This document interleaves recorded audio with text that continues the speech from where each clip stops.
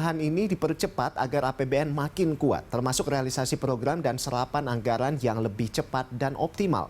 Nah, bagaimana strateginya? Sudah ada staf ahli Menteri Keuangan bidang pengeluaran negara, Made Arya Wijaya akan berbincang dengan kita seputar arah kebijakan APBN 2023. Ya, selamat siang Pak Made. Selamat siang, Bang Roland. Iya, Pak Made, Sehat ya. tahun depan ini merupakan Ya. tahun efektif terakhir ya bagi pemerintahan Jokowi. Nah, ini bagaimana arah kebijakan APBN tahun 2023 nanti ini, Pak Made? Baik, terima kasih. Ya sebenarnya sih nggak tahun depan ya, 2024 tuh masih sampai Oktober. Oke. Jadi kalau melihat arahan Presiden kemarin, memang APBN 2023 ini didesain setidaknya kita mempertimbangkan ada 3 hal utama. Yang pertama, bagaimana dalam situasi yang masih penuh dengan ketidakpastian, APBN itu akan siap menjadi shock absorber atau bisa menjadi penahan guncangan kalau memang kondisi 2023 ini masih menemui kesulitan seperti halnya di tahun-tahun yang sebelumnya. Yang kedua juga sudah mempertimbangkan bagaimana mitigasi risiko yang diakomodir di dalam perhitungan di setiap pos yang akan didanai di 2023. Nah, yang ketiga yang nggak kalah pentingnya sebenarnya adalah bagaimana APBN 2023 juga bisa menjaga momentum pemulihan dan pertumbuhan ekonomi yang sudah berjalan sangat baik di tahun ini. Nah, tentunya dengan 3 pertimbangan ini, Presiden sudah memutuskan bahwa fokus kebijakan untuk 2023 ini sudah diputuskan ke dalam 6 hal utama. Jadi yang pertama tentunya adalah peningkatan kualitas SDM, karena ini kita menginginkan punya SDM yang berkualitas dan berdaya saing. Nah, hal ini nanti akan disupport melalui 2 sektor utama, yaitu melalui bidang pendidikan dan juga bidang kesehatan. Nah, yang kedua adalah bagaimana kita bisa melakukan reformasi di dalam bidang perlindungan sosial. Nah, ini kemarin Presiden sangat eksplisit menyebutkan reformasi dilakukan dengan membenahi DTKS kita, jadi data terpadu kesejahteraan sosial. Makanya tahun ini BPS menyelenggarakan registrasi sosial ekonomi yang diharapkan nanti bisa menjadi acuan pembaharuan data kita di tahun 2023. Nah, yang ketiga tentunya adalah terkait infrastruktur. Jadi Presiden menekankan bagaimana percepatan penyelesaian infrastruktur prioritas yang mestinya tahun 2024 maksimal di semester 1 dapat diselesaikan sesuai dengan agenda pemerintahan Pak Jokowi Ma'ruf Amin. Nah, yang keempat juga ini masih kaitan dengan infrastruktur, tentunya fokusnya adalah pembangunan infrastruktur yang menjadi sentra pertumbuhan ekonomi baru, termasuk di dalamnya adalah infrastruktur di dalam pembangunan IKN. Nah, yang kelima juga Presiden menggarisbawahi bagaimana APBN 2023 bisa mendukung terkait hilirisasi industri. Jadi karena kita sudah bersepakat ingin menjadi negara maju, tentunya ekspor yang akan dilakukan tidak lagi dalam bentuk bahan baku, tapi sudah diolah terlebih dahulu di dalam negeri. Nah, yang terakhir yang nggak kalah pentingnya adalah dukungan dari para pelaku di birokrasi. Tentunya harapannya bagaimana reformasi birokrasi dan juga deregulasi ini dapat dilakukan terus-menerus baik di tingkat pemerintah pusat maupun juga di pemerintah daerah. Jadi ini arah kebijakan yang akan diambil di 2023. Baik, Pak Made, ini kita lihat, kita tahu banyak disebut bahwa tahun 2023 ini akan menjadi tahun yang gelap gitu ya, suram gitu Pak. Namun IMF saat KTT G20 Bali bulan lalu ini menyebutkan bahwa Indonesia is the bright spot di tengah kesuraman ini, kegelapan ini begitu di tahun 2003. Nah, jadi prioritas APBN tahun 2023 di tengah ketidakpastian ekonomi yang masih tinggi ini apa nih Pak? Iya, jadi memang IMF kan sangat fair ya memberikan penilaian, terutama mereka melihat dari indikator ekonominya. Jadi sebagaimana juga Pak Presiden kemarin menyinggung, kalau kita lihat pertama dari growth-nya ya, dari pertumbuhan ekonomi kita setidaknya di 4 kuartal terakhir, jadi dari 2 kuartal di 2021 yang lalu, plus sekarang ini udah keluar juga rilis data untuk pertumbuhan Q3 2022, ini kan menunjukkan bahwa pertumbuhan kita sangat positif mencapai di atas 5%. Ini indikator pertama. Yang kedua, kalau kita lihat juga dari indeks besaran inflasi, disebutkan bahwa inflasi kita kan masih sangat moderat dan masih dapat terkendali dengan cukup baik. Kisarannya juga masih sekitar 5%, walaupun angka terakhir Presiden kemarin menyebut sekitar 5,8. Dan ini jauh di bawah rata-rata inflasi sama G20 maupun juga negara maju, bahkan yang sekarang inflasinya ada yang di atas 75%. Jadi ini memang benar-benar kita merupakan salah satu spot bright gitu ya. Nah yang ketiga juga kalau kita lihat dari sisi geliat ekonominya sendiri dengan melihat indikator PMI manufakturnya. Jadi dengan skor kita berada di atas 50, ini menunjukkan bahwa geliat ekonomi kita adalah ekspansif. Nah ini hal-hal yang mestinya bisa menjadi acuan buat kita bagaimana menyikapi tahun 2023. Nah makanya salah satu prioritas yang diberikan highlight oleh Bapak Presiden adalah bagaimana pembangunan infrastruktur dalam rangka menumbuhkan sentra-sentra pertumbuhan ekonomi baru yang juga akan terkait langsung di dalam penciptaan lapangan kerja dan juga pertumbuhan ekonomi ke depannya. Jadi mungkin ini kaitan langsungnya seperti itu. Iya. Pak Made, ini kalau kita lihat kan memang dari G20 kemarin kita lihat bahwa secara ekonomi memang Indonesia bisa bersaing lah dengan negara-negara lain gitu ya. Nah ini menjadi satu kebanggaan juga begitu. Nah kalau dari porsi Perlinsos seperti apa Pak?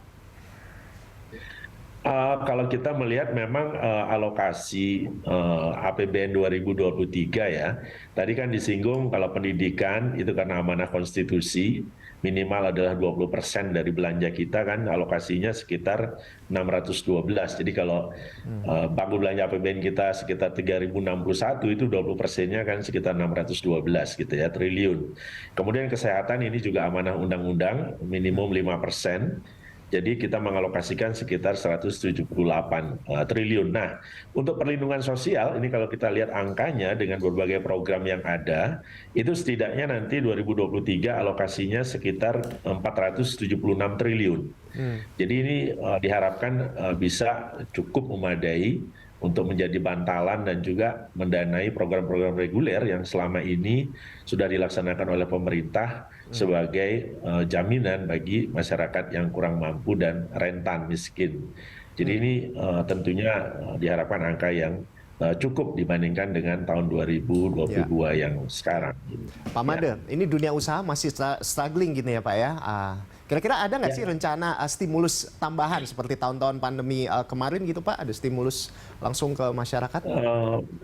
Ya memang sekarang ini kita masih melakukan evaluasi ya, terutama dengan melihat tadi indikator pertumbuhan di setiap sektor, jadi by sektor dan juga kita sandingkan dengan jenis-jenis insentif yang sudah diberikan pemerintah.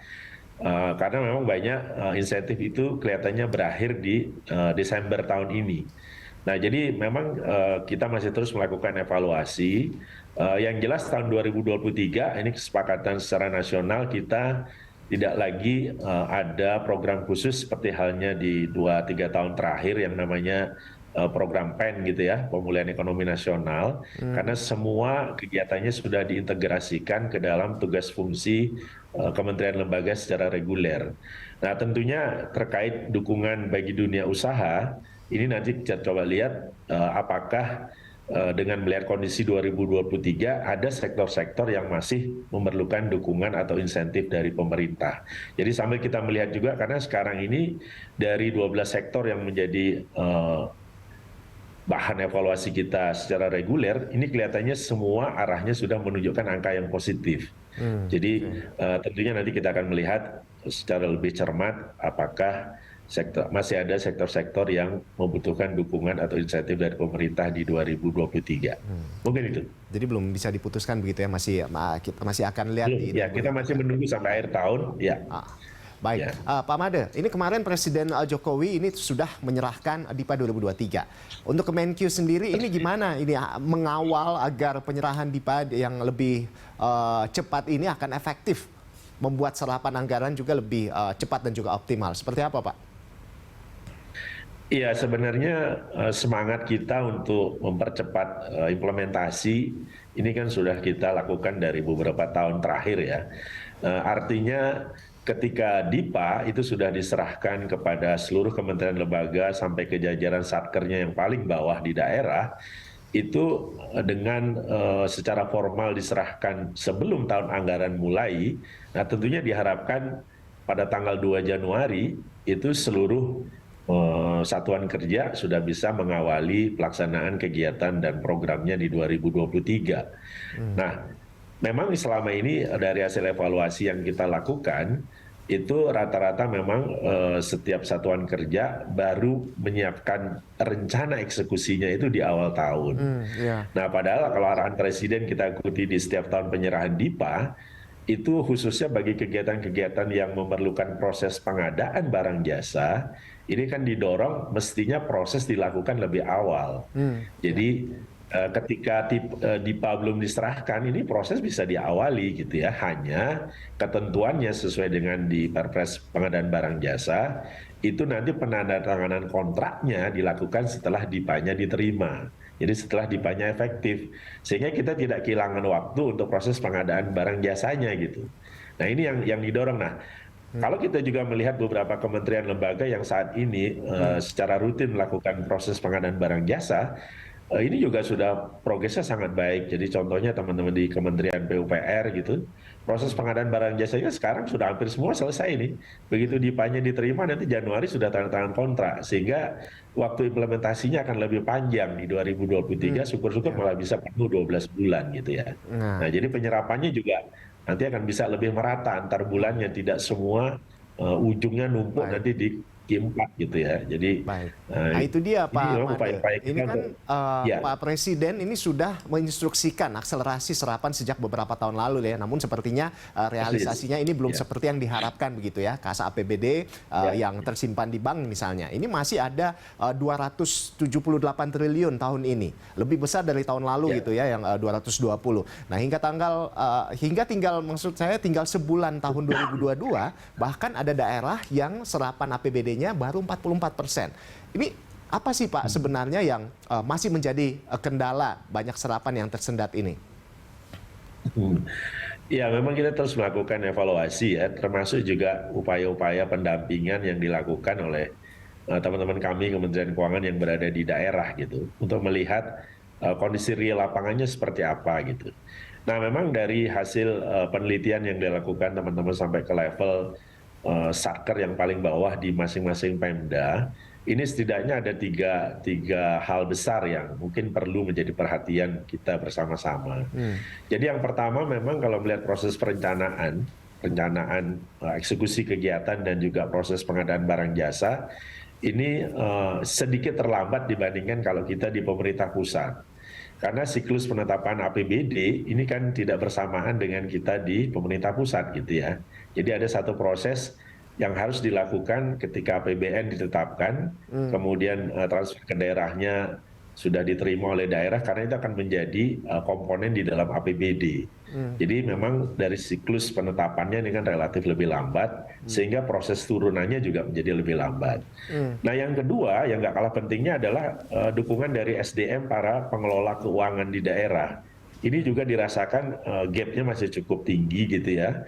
Termasuk persyaratan kalau bisa misalnya ingin menjadi KPA, ingin menjadi pejabat komitmen, ini kan harus punya sertifikat. Nah, ini juga kelihatannya tidak semua daerah siap memiliki jumlah SDM yang memadai untuk bisa melakukan eksekusi. Nah, yang ketiga juga yang tidak kalah pentingnya memang dari sisi penyerapan, ini kan persyaratan dan pola salur yang ada di masing-masing daerah ini kan berbeda-beda. Jadi sistem yang digunakan untuk di lingkungan pemerintah daerah ini kan tidak persis sama dengan yang digunakan di pemerintah pusat. Jadi memang beberapa daerah ini mungkin ada kendala, terutama juga di 2 tahun terakhir kita sangat menyadari kondisi COVID, ini banyak tender-tender yang dilakukan itu tidak berhasil, jadi ada gagal tender gitu ya, sehingga pelaksanaannya juga relatif molor. Nah, ini yang menyebabkan juga eksekusi anggaran-anggaran yang sudah kita salurkan dari pusat ke daerah itu akhirnya menumpuk sementara gitu ya. Baik, Pak Made, ini terakhir, ini singkat saja, apa harapan pemerintah untuk pelaksanaan APBN 2023 tahun depan di mana eskalasi politik sudah meningkat ini Pak? Singkat aja, silakan Pak Made. Ya, kalau saya melihat sebenarnya perencanaan pemerintah dengan anggarannya ini kan satu yang berbeda ya, hal yang terpisah. Kalau dikaitkan dengan kondisi politik, ini kan menjadi domainnya mungkin teman-teman di KPU, Bawaslu gitu, yang juga penyediaan anggarannya sudah dialokasikan dengan cukup sesuai tahapan pemilu yang akan dilaksanakan di 2023. Nah, tentunya kita berharap setiap kementerian lembaga masih fokus melaksanakan tugas fungsi dan juga target-target yang sudah dicanangkan oleh Bapak Presiden dengan dukungan anggaran yang sudah diberikan di dalam DIPA. Nah, sementara di sisi lain untuk proses politiknya ya silahkan gitu ya, karena ini proses yang berbeda, tapi dukungan anggaran juga yang diberikan kepada KPU dan Bawaslu sebagai penyelenggara persiapan pemilu kita juga sudah diantisipasi dengan baik. Jadi tentunya tetap kita berharap pelaksanaan kegiatan 2023 masih optimal dan juga proses politik bisa berjalan dengan baik sehingga dua-duanya kita bisa dapatkan optimal di tahun 2023. Mungkin itu. Terima kasih. Terima kasih Pak Made. Kita berharap pelaksanaan anggaran tahun 2023 ini bisa optimal begitu ya, tepat sasaran. Baik, terima kasih Pak Made sudah bergabung bersama kami. Ya. Selamat beraktivitas kembali. Salam sehat Pak. Terima kasih Mas Ral. Ayo.